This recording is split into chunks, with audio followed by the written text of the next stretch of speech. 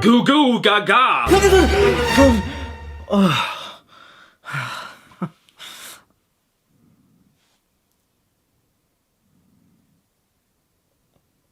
Well, I guess I can only play games made for babies now. And I'm not talking about playing games made for children. Have you seen my fingers? I can't even pet my dog with these skin-coloured cocktail sausages. I'm talking about playing games made for babies. Not Muppet Race Mania, not Stuart Little 2, not Powerpuff Girls, not even Rugrats Totally Fanny. Games made for actual toddlers, the lowest common denominator of human. I mean, it only makes sense. Picture this. You're a dad. You get yourself a best-selling video game console like the PS1. You play it non-stop. Your wife asks you why you haven't said hello to her for 3 weeks or why the baby is cooking your chicken casserole for dinner, and she begins to blame the body gams for you being a neglectful dad. But then you turn around and tell her that no! It isn't because you're addicted to Disney Tarzan. That can't be it. Because this isn't your PlayStation, it's the family's PlayStation. See? There's also games for our children too. PlayStation, scapegoating for shitty parents since 1994. Aha! I have always seen games for really young kids who don't know any better as the ultimate shameless excuse for adults who don't want to own the fact that they wanted an electronic toy to play with for themselves. You know, they're kind of like a checkmate in the chess of bad marriages. These games are more or less always some of the lowest quality attempts at making a video game in the first place, because why bother with the effort when it's a stupid little cretin called Benjamin that's gonna play it and won't care about any of the glaring issues the game has. They just want the thing that has Peppa Pig's face on it. They'll make their parents buy it. It doesn't matter if it's good. It's guaranteed cash. What's that? You don't want some healthy strawberry and peach biscuits for a snack? Well, how about we stick Peppa's face on them and I told you they were Peppa's skin flakes? That's tasty, right? Now shut up and eat your pepper chops. See, that's why I think these games are the smoking gun that parents addicted to video games are able to use as a getaway reason for why they bought a console in the first place. They have little to no merit aside from just existing for extremely young kids in a family. Adults will never buy them for themselves. Well... And they are all mostly objectively terrible cash grabs with a kids show skin stapled to it. So what else could they possibly be other than a justification for a terrible mum or dad to feel like they aren't ignoring their kids while playing video games? By giving them a video game, no matter how terrible it is, proves that this console wasn't a selfish purchase, it was made for your family, right? Well, that, or the kids recognize a famous character on the box and then start screaming and punching you in the shins until you buy the game for them. But the joke's on them, because if you buy it for them, they get to play Tweenie's Game Time when they get home. Now indeed, I have talked plenty about PS1 baby games on my channel before. In fact, I used to do it years ago before my channel underwent some changes. I took a look at 321 Smurf, designed for 4-year-olds to be a kid's first ever kart racing game. And it's okay, a few too many Smurfs though.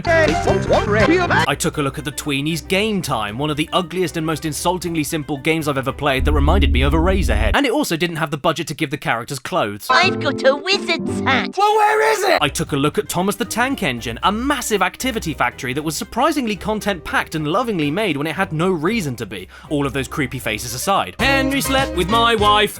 Only problem is, it was Japanese exclusive, so the fan base from the country the series was made never got to see it. Man, I wish I could go to Japan. In one of my earliest videos, I even took a look at Santa Claus Saves the Earth, and that was...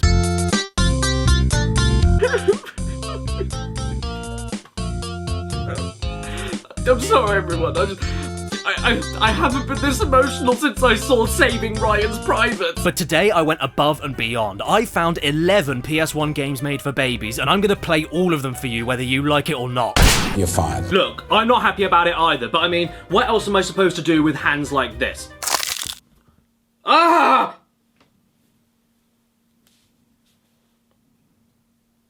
Well, I've already come this far, so I might as well keep going. The first game I'll take a look at is Disney Learning with Winnie the Pooh.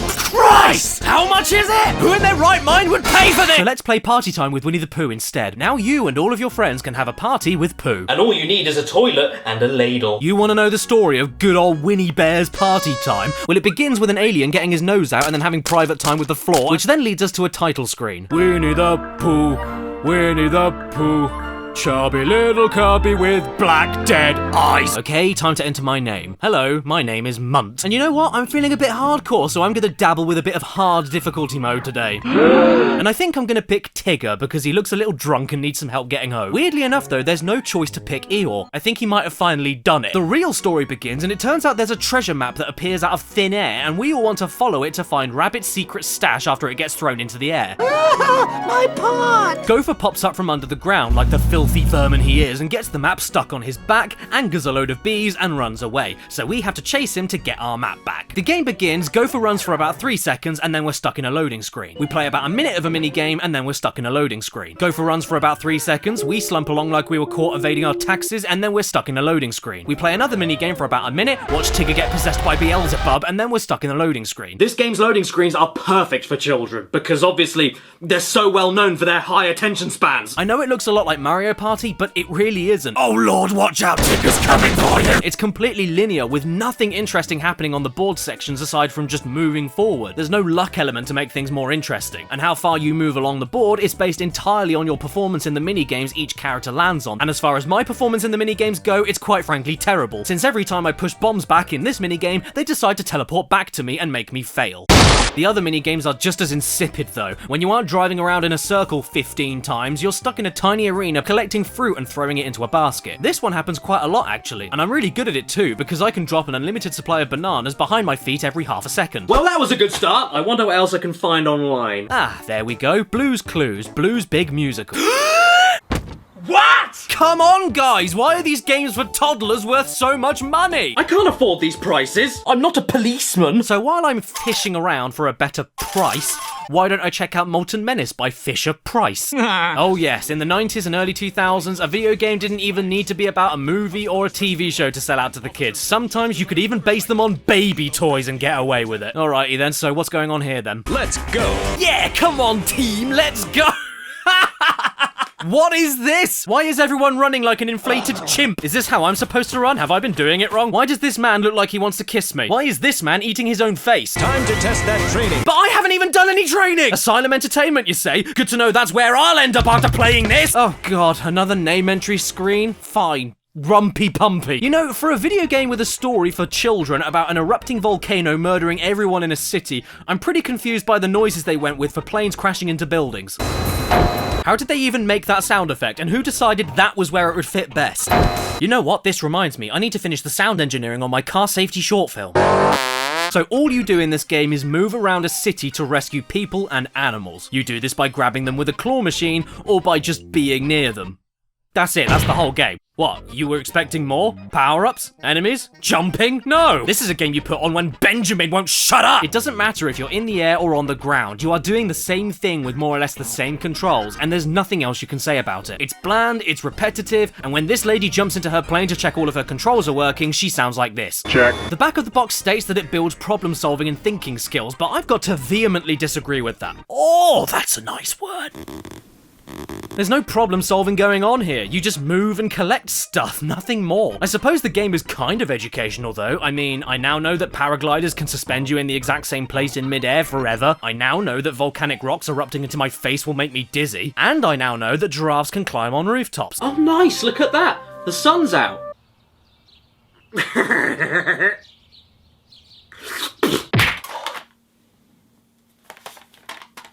Play with the Teletubbies.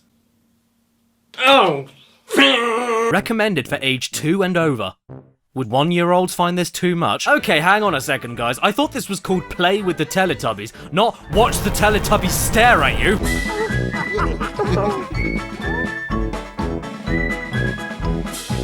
Okay, I'm gonna go out on a limb here and say that this game isn't pushing the PS1 to its limits. Yeah, I know, a shocking assumption, I'm aware. But with that being said, why didn't they just use the Teletubbies show intro as FMV in the game itself? If they're not gonna do that, they could at least animate the models. How is this gonna get the kiddie winks excited? Nothing is happening, and I feel like Dipsy's judging me. Where have the Teletubbies gone?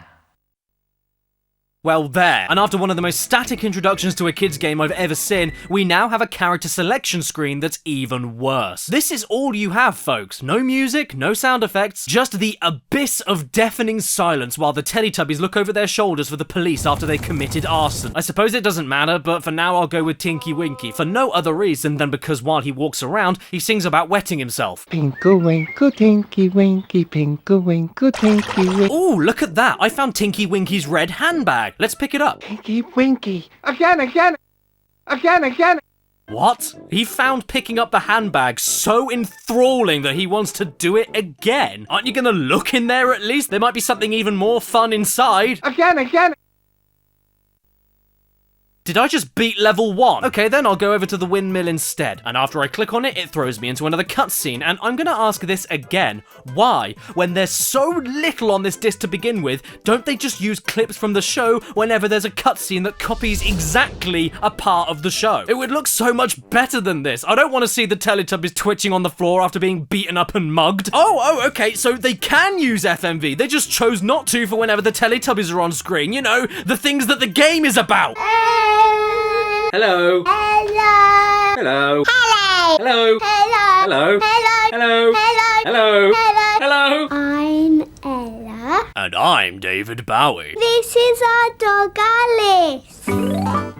You know, if I buy a game called Play with the Teletubbies, I expect a game where I, play with the Teletubbies. If I were a toddler that was a fan of the Teletubbies, why would I bother playing this game where all I can do is watch badly redone scenes of the show with fat and ugly models, when I can just watch the show itself on VHS? Equally, if I wanted to watch random people I don't care about engage in illegal dogfights in the woods, I'd just watch that instead. When did this game come out? 1999. Well, if that's the case, then the best thing about this painful FMV sequence is that all of these dogs are definitely dead now. Okay, then let's keep on looking around. What's going on with this train then? Ladies and gentlemen, we apologise for the delays on your journey today, but a mental infant has decided to grab each end of the train and pull it apart. Thank you. Fascinating. Oh, Tinky Winky, I like your blowhole. You know what, I'm officially hooked. Let's keep looking around. What's hiding in the game towards the screen then? Ah, it's the pleasure dome. We go inside, and as soon as we do, the game becomes Resident Evil, complete with pre-rendered backgrounds, fixed camera angles, and utterly horrific atmospheric sound effects in the background.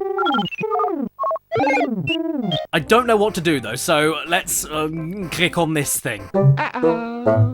It was time for Tubby Toast. Oh, hello there. Man, why do we have a narrator all of a sudden? The Tubby Toast Maker takes us to a mini-game where we can, what else, make Tubby Toast, then sit down and eat it. And all the while, the vacuum cleaner with eyes stares at you while you eat. Don't you hate it when they do that? Oh, and you can make Tinky Winky cough over and over again like he's dying from the plague. Inside the dome, you can also make a bowl of tubby custard, except you can't, because this simpleton decides to turn on the machine without putting a bowl underneath it first, so it ends up going all over the floor. And instead of cleaning it up himself, the crazy bastard decides to sneak away from the crime scene, leaving footprints of blood in his wake. Oh well, at least Nunu loves a bit of blood. Again. How about no? You know what? Before I get into the next game, I think I need to change the scenery around here a little bit. In order to play like a baby, I must feel like a baby. So how about I do the rest of this video in an inflatable chair? I got it at the inflatable shop at a discount because they had no more inflatable dolls left. Get it in my... This is taking way too long.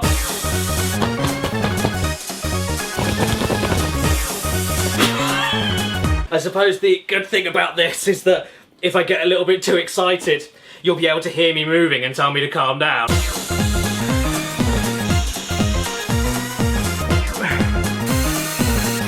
Who needs inflatable dolls for action when you've got a chair?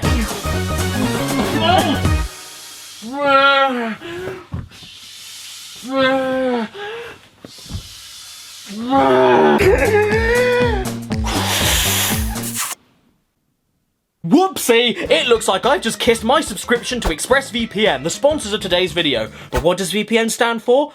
Violating potatoes. ExpressVPN is an incredible data encryption service I have used for over a year now, which keeps your info completely secure whenever you're online and protects you all from the dodgy men you see in cafes. Don't be fooled, he doesn't like the way you look. He wants a date with your bank account details. Not only that, but it's fantastic at shielding your IP address to make your browser think you're hiding in another country. And I'm sure you have a completely legal reason to do that. I won't tell anybody. Don't hurt me! This allows you to access services that are region locked, like specific Netflix shows, and you can even get cheaper prices on flights or download games released earlier in other countries. Get it on Windows, get it on Apple, get it on Android, get it on your face. Whatever you do, head to the description below and go to the link expressvpn.com/caddy and find out how to get 3 months of this service for absolutely free. Who knows? When you use it, you might even be able to find a cheaper price on Blue's Clues for the PS1. I mean, seriously, the clue that they need to find is someone dumb enough to pay that much for a baby game.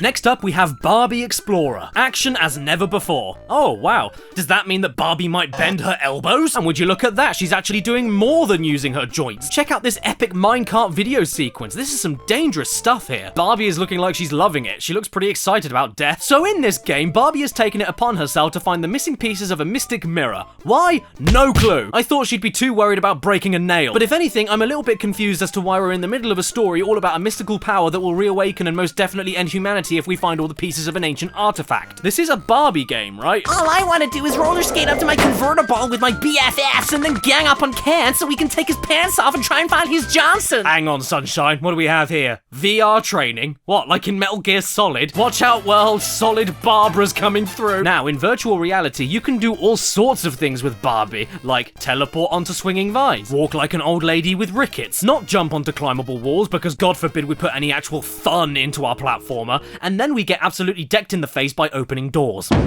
What's my name this time? KFC. Because by the looks of it, Barbie could do with one. She looks like if she pushes too hard, she'll snap her legs like a stick. So when we get into the actual game, I'm absolutely shocked to find out that it isn't very good.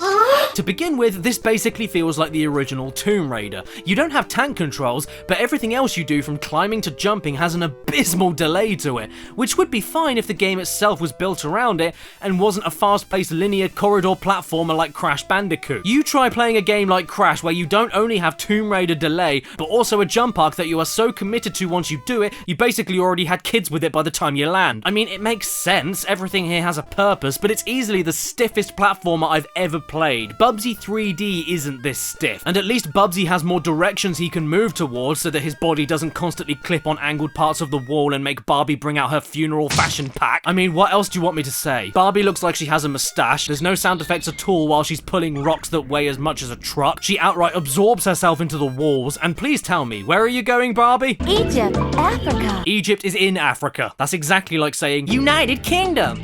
England! But then again, judging by your face, I don't think geography's your strong point. This is a game starring Barbie, all about Barbie, in an action-adventure game with awful controls. I mean, I really can't go into any more... I'm so sorry, these games are really getting me going. So why don't I check out Rayman Junior next? Yes, I am aware this game is for a slightly older crowd than what I'm aiming for, but let's be real, when the hell else am I ever going to talk about this thing? Ooh, what a treat! This game was part of the Value series? That means you know it must be good. And so far, I'm not disappointed. Check out this FMV intro. The quality is stunning. It's so much better than the original game. It definitely doesn't look like a Chinese bootleg. What are you, nuts?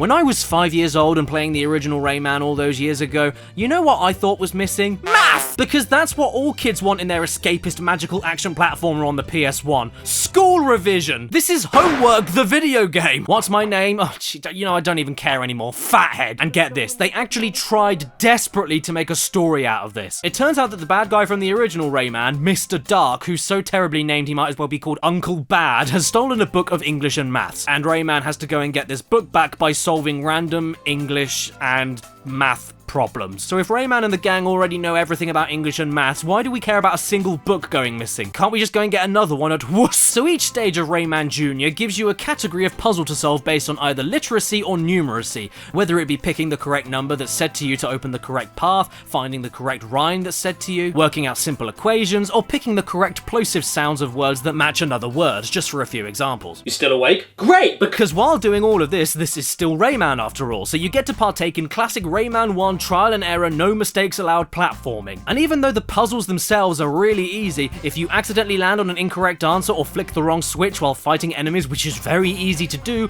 you don't get a second chance. You lose a life. Just like in real school. And this is even assuming you avoid falling off platforms with knockback, which has nothing to do with the incorrect answer, and is just the trial and error gameplay screwing you up. You have 5 lives per stage, which sounds like a lot, but each stage goes on for 30 minutes each. Half an hour of simply walking to the correct number that is spoken to you over and over again while dealing with frustrating platforming. And if you're on your last life and make it to the very last part of a stage only to get hit by the flat end of a pencil, because as we all know that's the sharpest bit, or get attacked by nothing in the ceiling, you have wasted 30 minutes of your life and have to do all of the mind-numbingly slow and boring question answering again. That's why each stage takes so long. It's the long-winded and ridiculous lengths the game forces you through to answer just one question, which are often extremely slow and boring platforming to begin with. Do you want me to have fun while I learn or not? Oh, and can you imagine doing that with Rayman? Do you think it would feel like lying on top of a space hopper? Rayman Junior is the ultimate joke game for strict parents. I mean, you can just imagine a kid back in the day asking for Rayman on the PS1 for Christmas or something, and then they get Rayman on the PS1, but with learning in it. Oh, sorry little Billy, we got you this Rayman because we thought you wanted it. You weren't specific enough for a 7-year-old, and it... Hang on, when did my tiny hands come back? What's going on? Why are you doing this?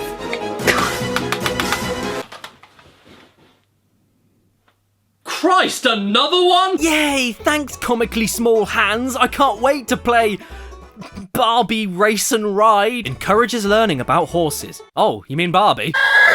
Barbie, software for girls. Sure. Who made this music and how can I legally assassinate them? Well, I know one thing for certain right off the bat. This game loads for everything. When you hit start, it loads. When you pick a horse, it loads. When you pick the horse's name, it loads. When you ride the horse, it loads. When you get off the horse, it loads. When you click on something you want to do off the horse, it loads. When you confirm that you definitely did want to do that thing by clicking on it again, it loads. When you're done with the thing you want to do, it loads. When you want to get back on your horse, it loads. You know what? You're right. These games are made for girls because, as we all know, girls just love being stuck waiting around for things to happen. You know, like when they had to wait for the vote. Here's my horse, and I called him the worst name I could find in the list. Baby. Baby the horse. And here is the game. Yes, this is the game. I'm not joking. What you have is the worst FMV I think I've ever seen, while all you do is make a bad quality gif of a horse head move its head left and right and jump every couple of minutes. But as far as moving left and right goes, you don't need to do that. It doesn't matter. This is a predetermined path. It's all automated, so there's no point moving left or right at all. While this is all going on, every so often Barbie will... I wonder what those stones are for. ...see a pebble that she just loves so much that you have to stop. At which point you get an insultingly easy mini-game, or you just get to point at a stupid animal which goes... And then you get back on your horse and carry on until you're stopped again. This is the entire game. Just pointless and inconsequential horse riding that then gets interrupted with pointless and inconsequential mini-games. May I ask, where's the racing? And I never thought I'd ask this, but where's the horse education? All I know so far is that some insane people out there call their horses baby. What a funny noise. Oh my god, come on, baby, let's go see! And the best bit is that even after all the fuss Barbecue makes about that funny-looking leaf she saw, you click on the thing she sees to go to a minigame, and it's more often than not an action-packed thrill ride like this. Slow down, game! I don't have my seatbelt on! Wait. Is that a race? Oh my god, it's an actual race in a game with race in the title! And even better, we have Barbie on Baby! Barbie, I told you to stop sitting on the... Racing is so much fun. I mean, I get that this is for really young children, but at least Barbie Explorer was an actual game with graphics, not a load of terrible quality videos stitched together. You know what I think would be a better game? Barbie Race and Gender Issues. Spoiler, she's a bigger. There has got to be something that kids enjoy doing other than this. No! It's okay, mate. Don't be frightened. I am! But I can show you other things that kids love doing. Like what? Want to play silly sausage? What? Silly sausage? Come on, play with me. No thanks, I'm good. Dip me. Stretch me. Dip me. Stretch me. Poke me. Stretch me. Stretch me. Can we play another game? Okay, here's one.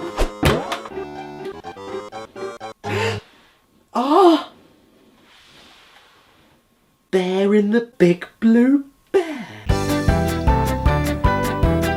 Well, to start with, I can make Bear sound really angry by pressing the repeat button over and over again on his introduction. What do you want? What do you want? What do you want? And this game's story in the adventure mode is that it's Ojo's birthday, another character in the show that is also titled Bear in the Big Blue Bear. And we need to guide her around the house and complete many easy mini-games in order to reward Ojo with her presents, because in Bear's Big Blue House, you work for your birthday! And I've got to be honest, this is not actually too bad considering it is a game for babies. It's definitely the best game so far anyway. The production value is nice, it's not insulting or patronizing, it controls well when it needs to, all the minigames feel totally different, and this one actually required me to think. It has decent music, a calm and welcoming atmosphere. In fact, the worst aspect of the game to me is the way Bear looks himself. I mean, when he's giving you instructions, he looks a bit and when he's dancing, he looks like he's being shot. After we explore the entire house and beat every minigame available, we even get a final jigsaw puzzle minigame before the birthday celebration ending screen. And sure, the whole thing took me only 25 minutes to complete, but who cares? This was kinda cute, and I can appreciate what it set out to do because it did it really well. And now, I'm going to be very immature. You've won a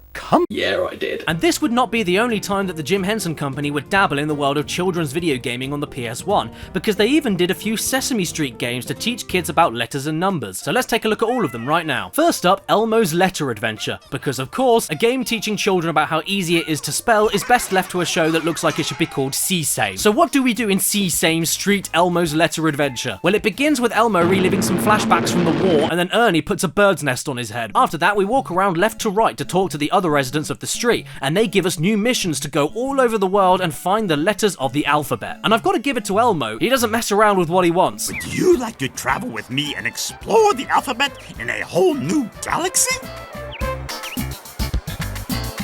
The rest of the game is one thing that you do over and over again. You walk forward and no other direction, stop and click on 12 identical copies of the same letter you're told to look for, and that is it. I mean, you can move left or right, but if you do that, you'll be making moves on the wall without consent, so just don't bother. The game only wants you to hold forward and do the rest of the work for you, because you're a kid and kids are stupid. And adjusting the difficulty makes no difference either. Even if you go to hard, the only thing that changes is that instead of finding 12 copies of the same letter, you find 20 instead!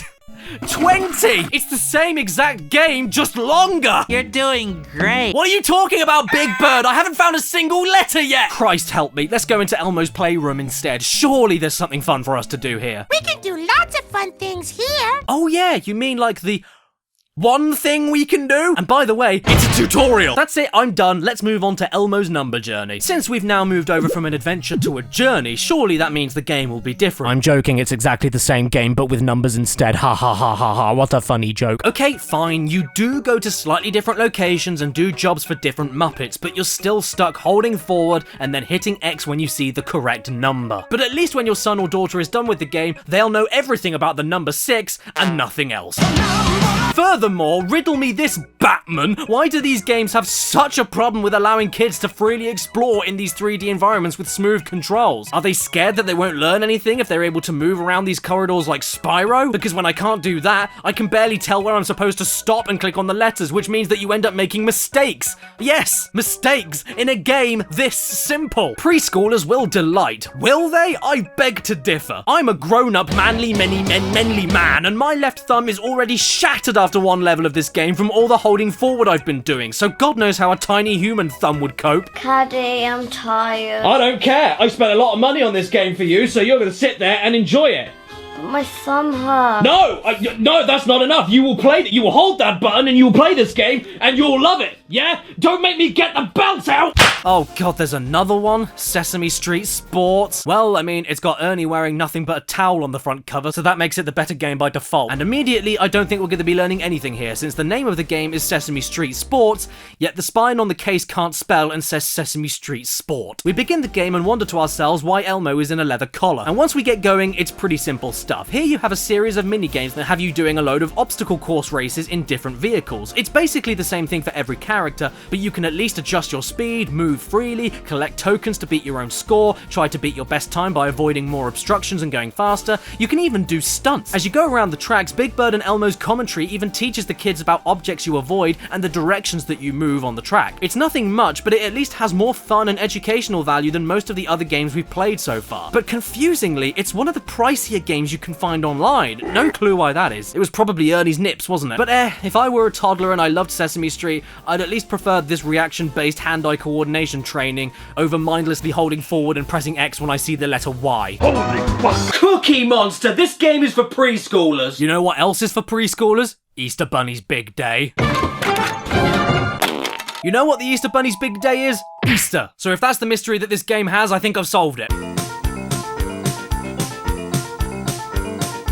Easter Bunny has human legs. One day, a rabbit was jumping around and thought to itself, you know what, I don't have enough eggs. And then all of a sudden, a robotic egg jumped out of the rabbit's basket and said, oh, by the way, all you need to do to get more eggs is watch me walk around a badly compressed JPEG and complete minigames. And don't worry, if you can't solve any of these jigsaw puzzles, we won't give you a single chance to get it wrong, because here's where all the pieces go. Oh, what's that? This is still too hard for you? Well then, how about you press a button to let us solve the entire thing for you? What's the point of playing this game then? Looking at this, I don't have any Olympian 5-star Ritz Hotel celebrity chef levels of standards this needs to live up to, but I certainly expected more than just solving a million jigsaw puzzles and maybe playing 2 games of catch the egg or match the rabbit in the egg. Yes, rabbits lay eggs apparently. There are other disturbing implications in this game too, like where is the Easter Bunny during all of the game? Is he inside the robot egg? Was he liquidized and became the yolk? If the Easter Bunny's big day is Easter, which is only one day of the year, then why is he so unprepared and has no Easter eggs? Where do my extra Easter eggs come from when I solve a jigsaw puzzle? And for the love of God, tell me, what the hell is a zero rab? The content of this game doesn't just end at jigsaws and a few catching or matching games either. If you want, you can go back to the main menu and replay the jigsaws in any order that you want. Or you can look at the pictures of the jigsaw puzzles that you completed in the story mode, but slightly bigger. If you don't want to do any of that though, at the end of the story mode, which will take you about 16 minutes, you have to wind up the robot because it dies, and then your reward for finishing everything is to watch the robot walk very slowly all the way to the school to give the Easter Bunny's egg sack to the good little boys and girls of Pissington Hill. You know what? At this point, I'd rather go back in time to 1605. Sure, they didn't have any video games back then, but at least you could blow up Parliament. You want to know what the really fan bit is, though? I'm not done with baby games for the PS1. There are tons left to get through, but I'll save them for another time. Get excited, though, because for this video, I've been using my new hacked PS2 to record all of the footage you saw today, and this monster can play any PS1 or PS2 game from any region, which means I can play more USA exclusive games like Easter Bunny's Big Day, so get ready for Arthur Ready to Race and My Disney Kitchen, because I can play them now. I also need to get a working copy of Bob the Builder, because this one I have is wrecked and refused to work. Bob the Builder, can we fix it? No. And just like your daughter that you left unattended, I think it's about time we put this video to bed. But before I go, I have a question for you. Have you ever wondered why babies cry? Well, I'll tell you why. It's because they actually have vivid nightmares about their own future. And they can see their parents buying them these games. So the next time your baby cries, just remember that you're not fit to be a parent, and they're better off being a dirty orphan. Subscribe and hit that bell. Follow me on Instagram and Twitter, because you should already. Special thanks to my executive producers on my Patreon page in the description below. Zach Stewart, Brandon, Exopaz, TARDIS Type 40, Slowponk, Ramen Wolf 1485, Red Eyed Critic, Stephen LeBlanc, Logan Contracia, Fart Rules, Matthew Heineman, Brandon Butler Williams, Daniel and Alex, The Game Shed, Skullman, Mitchell Reed, Basil, Shadowhunter ZX, and AD Thornton Smith. Stan? Do you really like it? Is it wicked?